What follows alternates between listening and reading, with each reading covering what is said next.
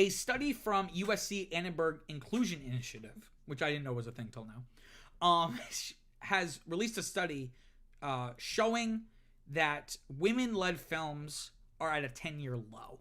So looking at the data here, of the top 100 highest grossing films of 2023, only 30 of them, 30%, had a woman in a leading role. And this is a huge drop from the record high of 44% the year prior in 2022. And furthermore, this is the worst year for women, representation for women in leading roles since 2014, which was at 21 films of the top 100 highest grossing films. So even 44, the record high, is really great, but the fact that that's the record high is a little concerning, right? And this is all despite women making up more than half the population and half the movie-going audience, right? And obviously, this is not anything new. The industry, both behind and in front of the camera, has always been a white, male-dominated space, as have most industries in the Western world in the United States. But this is just, again, disappointing to see. Again, even just 1 year after the record high. In addition to that 30%, only 3 films, so 3%, were led or co-led by women over 45. And Hollywood has always been very ageist when it comes to women. Usually having really young women playing much older. So then once women enter their more middle-aged years, Hollywood doesn't know what to do with them and essentially kicks them to the curb, right? And I think the stat here is for every one of those 3 films that was led by a woman over 45, there were 10 that were led or co-led by men of the same age. In terms of a breakdown of these 100 films, or excuse me, these 30 films, of these 30 films, this is how the major distributors kind of led here. So Disney had about 46%, Paramount had 44%, WB had 39%, Universal at 21%, and Lionsgate at 20%. Lionsgate, the studio that brought us Hunger Games, one of the more iconic female-led franchises of last decade, only coming in about 20% in 2023. So there are really 2 issues here. One is representation, right? It's important for people of anyone to be able to see themselves represented in media, on screen.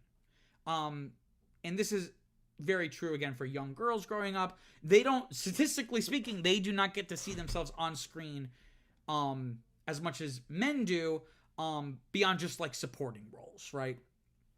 So when women are featured in a film, they're often in supporting capacity, which again can, there's no way to like scientifically measure this, but has the potential to reinforce gender norms about women being secondary or in a supporting role to the men who are the main character of history, right? So representation is a big issue, but in a lot of ways, the bigger issue here are job opportunities. Like you have to think about this as a labor issue. You know what I mean?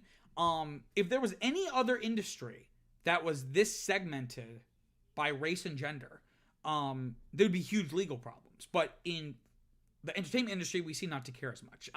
So there are just literally less opportunities for actresses. If there's X amount of films released and only 30% of them have a leading role opportunity for you, that is only 30% of the potential jobs, that are at your disposal.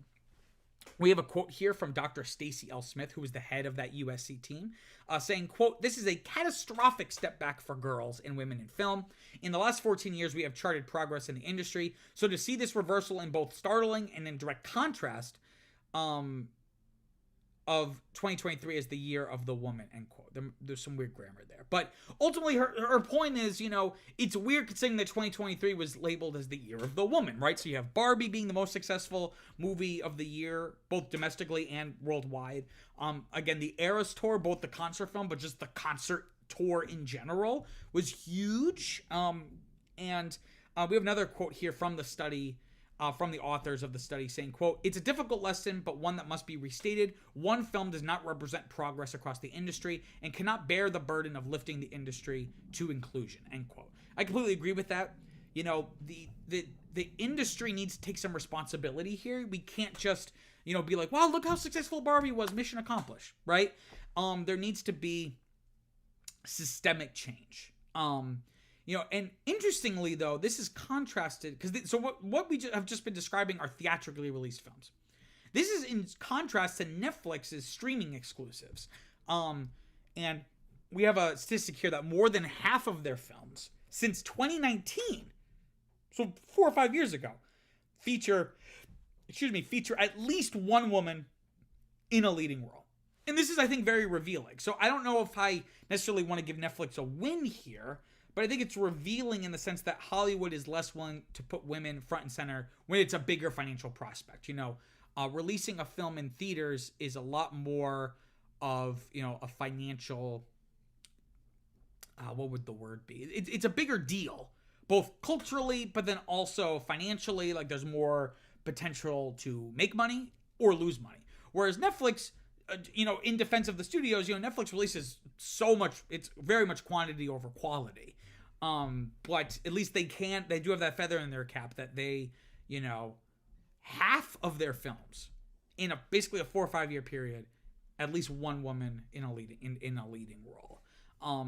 But yeah, ultimately this is just a failure on the industry's part. Again, it kind of reminds me of the hashtag #OscarsSoWhite campaign from the mid 2010s, which was very valid, and it's good that people put that pressure on the Academy because they've just expanded their membership, which, if nothing else, has just made the nominees and winners more interesting. But I always felt, even back then, that this was less of an issue with the Oscars and more about the films being greenlit and being put out into the market by studios, right? And overall, this kind of reflects a general pullback that you're seeing in corporate America from DEI initiatives, right? Diversity, equity, and inclusion, which everyone was all excited about after, you know, the death of George Floyd. And now that it's not something that they can use as, because I feel like a lot of corporations instituted new policies as like a marketing gimmick to basically be like, look, we're socially conscious. And now they don't give a shit, and they're cutting those departments and firing those people they hired. And, you know, I think this issue here kind of reflects that general pullback you're seeing in corporate America. And again, this requires systemic change, but not just in terms of who's in front of the camera, but behind the camera. So of those 30 films, more than a third were directed by women, right? The Guardian notes that this study follows another from the same group that showed a decrease of female directors in the past year, right? So, you know, having more women writing and directing films, producing films, I think you'll see, you know, improved representation for women in those leading roles. And, you know, maybe it just hasn't been long enough since Barbie. Maybe, you know, the success of Barbie will potentially kick off like a little bit more confidence from studios. Like, hey, we can put women at the front of this thing in a large capacity, and it can be really successful. The Wrap does note one bright spot, that there was a small rise in leading roles for actors of color, with 37 films in 2023, which is a 6-film increase from the prior year. Notably, though, this increase was due to smaller distributors and international films, not necessarily large distributors diversifying their output. But again, Barbie was the biggest movie of 2023, and until Dune comes out, Mean Girls is the biggest new domestic film of 2024 so far at $72 million. So there's some real opportunity here. It's just a matter of if, you know, the industry will put the effort in.